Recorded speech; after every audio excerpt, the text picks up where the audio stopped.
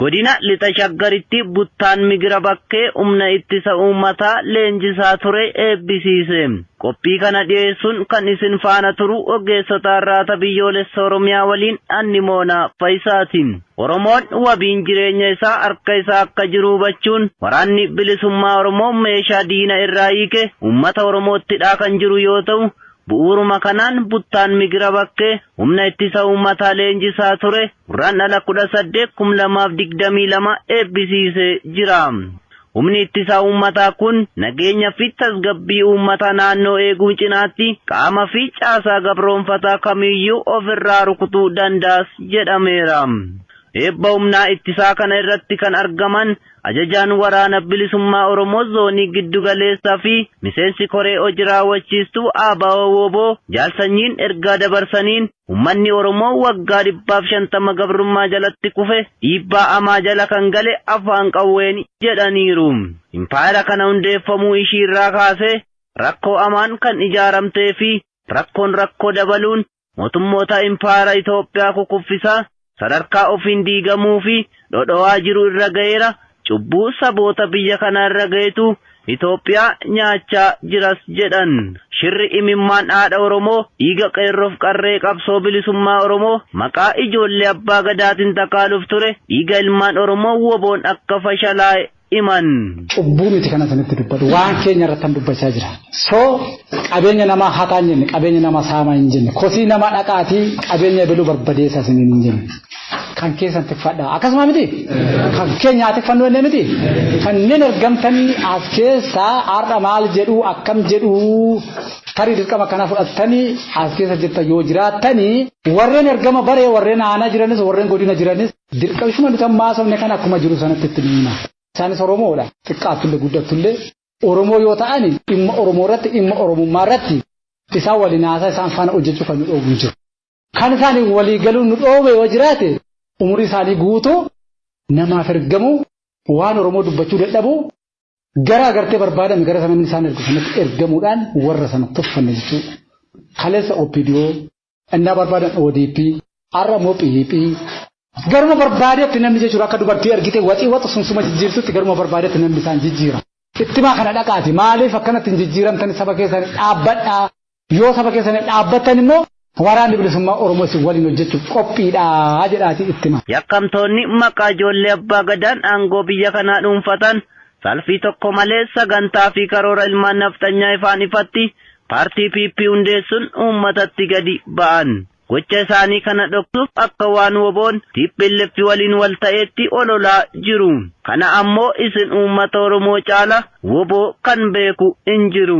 Meeshaa kan fuune isinirraa kan itti hidhaa jirrus ilmaan keessanii fi isinumatti kan akka goonuuf qabeenyi Oromoo fooluu qaba ejjannaa jedhu waan qabnuufis jedhan. Addunyaa kana irratti biyyii fi sabni kabaja qabu kan qawwee qabuu fi ofirraa loluu danda'uudha. Nutis waggoota darban kana yeroo isinis diinnis dhagaa fi bungulloo nutti guuraa turtan ciniinnannee kanaaf itti hafne sadarkaa kanaanis ga'uu dandeenye jedhan. Guyyaarraa qabsoo bilisummaa Oromoo uummata Oromoo hunda hirmaachisee jira. Akka Oromootti falli tokkichi qabnu wal taanee diina keenya ofirraa loluudha. Wanti nuti lolluufis biyyaaf waan ta'eef biyya keessaniif osoo loltanii yoo wareegamtan kabaja jedhan. Yoo tokko taanee lolle barri kun bara injifannooti jechuun jaalsanyii Nagaasaa eebbicha irratti dubbataniiru. Jiruuf jireenya isaa keessatti Oromooni kosii namaa irratti guyyaa tokkotti qawwee dhukaaseen beeku. Waan nama fudhachuudhaaf qawwee dhukaasee beeku. Waggaa 150 kan inni du'u kan inni qawwee dhukaasuuf illee yoo jiraate kan saatiif qawwee dhukaase. Kan keerratti immoo dhukaase. Kan keerratti immoo du'i. Yoo duute ma lubbuu waaqa fide waaqa sii kenne waaqa fudhata. Kanaaf waan baay'ee isiniin hin jedhu akkuma amma dhaadattan akkuma amma qawwee qabattan akkuma amma wal fuuldura dhaabbannee agartee teenyee harka walii rukunnu akkuma maali jennu biyya keenya waardiyyaa taanee aatiffannu roorroo mana keenya irratti roorroo kosii keenya irratti nutti dhufte abbaata ofirraa qolata roorroo ofirraa haa qolan. Walii galle kana waraanni bilisummaa Oromoo isin bira jira waraanni bilisummaa Oromoo bira dhaabbadhaati waan dandeessaniin akka dandeessanitti roorroo ofirraa qolachuudhaaf alkani guyyaa of qopheessa. Diinaf yeroo tokko PDO ODP amma ammoo PP ta'uun akka gaararraa jijjiiramaa ooluu isii miti. Saba keessaniif dhaabbadhaa yoo akkas gootan woboon isin waliin hojjechuuf qophiidha. Kan biroon aga fedhe jabaataniyyuu kana booda uummata Oromoo afaan qawweenan bita yoo jedhe akka hin dandeenye itti himan. Miseensi humna ittisa uummataa guyyaarraa kana eebbifame yaada kenneen leenjii fudhatanitti gammadoo ta'uu isaanii ibsuun sirna nama nyaataa impaayera Itoophiyaa kana afaan qawween ofirraa kuffisuu qabna jechuun uummanni Oromoo tokko taane hidhannee gabrummaa kanatti xumura gochuu qabna jechuun dhaammataniiru.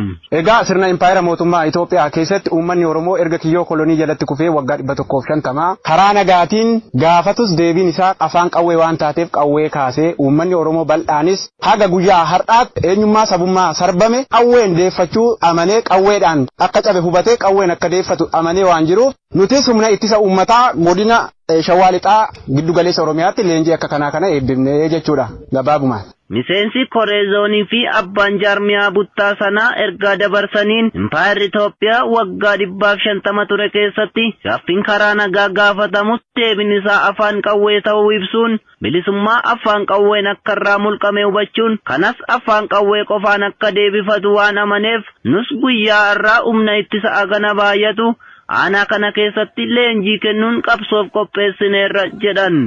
Kaayyoon leenjii kanaas sirna saamicha ajjeecha fi gabrummaa hundeen buqqisuun Oromiyaa walaba ijaarru keessatti uummata hunda hirmaachisuudha jechuun impaayera afaan qawween Oromoo dararaa turee fi jiru maqaa ijoollee abbaa gadaatiin aangoo qabatee abbootii gadaayyuu ajjeesaa akka jiru uummanni keenya hubatee kanaaf falli jiru qawwee qofa ta'uu erga itti amanee hawaasa bal'aa marayyuu qawween akka barbaachisu hubachiisuu qaban.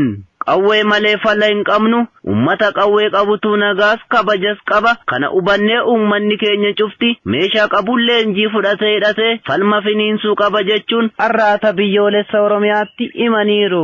Biyya addunyaa kana gubbaarratti sabni hidhatee hidhannoo qabu kabajaa qaba sabni hidhatee hidhannoo hin qabne kabajaa hin qabu salphataadha. Hidhattee hidhannoo harkaan qabu taanaan qabeenya kee irratti qabeenyummaa hin qabdu kosii kee irratti kabajaa hin qabdu bakka deemte ulfina hin qabdu. Dubbattee dubbiin kee dhagaamu hojjettee qabeenya keetti hin bultu saganteeffattee sagantaa baafatte sanaan deemuu hin dandeessu sagantaa baafatte sana afaan qawween dhufanii si harkaa rukutu qabeenya tolfatte afaan qawween si harkaa rukutan waa hunduu afaan qawweetiin si harkaa faca'aa jechuudha. Kanaaf namni hidhatee qawwee hin qabne jiruuf jireenya isaa mallattoo gaaffii keessa jirti raadikaal andres raadikaal isa jedhan sun lakkoofsa tokko raadikaal jala gale raadikaal jala gale baay'ee walxaxaa jechuudha warri herreega beekan baasuun hin danda'amu nama dhiba namni qawwee hin qabne akkas jechuudha jiruuf jireenya isaa amansiisaa miti omaan qabu jechuudha waan qabu. Kanaaf qawweetti cichi jechuudha waraanni bilisummaa Oromoo. Dhageessanii kanaaf qawweetti cichi jechuudha. Waggoota 2-3 darban hundumti keessanii quba qabdan warreen har'a nu bira teessan kun kanneen dhagaa nutti hin guurre hin jiran kanneen dhagaa dhabdan kanneen bullungoo nutti hin guurre hin jiru kan karaa eegne jiru hundumti keessanuu har'a waliin teenya akeekaaf kaayyoo saba kana walitti haasofna kaleessa garuu kan dhagaa nutti guurre tokko hin jiru.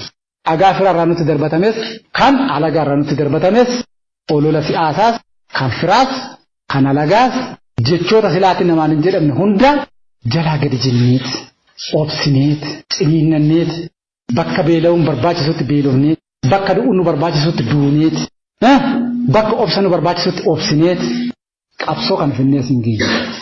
Har'a garuu qabsoon kun nama baay'ee hirmaachisa. Mootummichi sadarkaa inni irra jiru isinuu beektu argitanii. Kanaaf falli Oromoo har'a tokkittiin jirtu sun waltaanii ofirraa dhiine fi nyaaluun. Qabsoon biyyaaf lolla kana quba qabaadha. Maaliif lolla? Biyyi kana eenyuuti? Kan uummata Oromooti miti? Kanaaf biyya keef yoo lolte maarree? Biyya keef yoo wareegamte maa? So maarree maal lubbuu jaalatta? Lubbuun silaafuu guyyaa du'aa dhuma duuta. Iddee feetes taa'e yoo feete mankuraa fudhee yookaan immoo ji'a irratti ol bahiiti ji'a gubbaa taa'e guyyaa inni duuta jedhame nima duuta. Hin duutu gaafa jedhame garuu waan isa ejjesu tokkollee hin jiru. So ilmi namaa immoo dhiirri immoo biyyaaf du'a. Ilmi biyyaaf du'e maqaa qaba. Mana haadha keetti du'uurra gabbaatee biyyaaf du'u. Mana haadha keetti du'uurra gadi baatee hiriyaa kee dhiira biratti du'uun maqaadha jechuudha duuti silaafu du'u.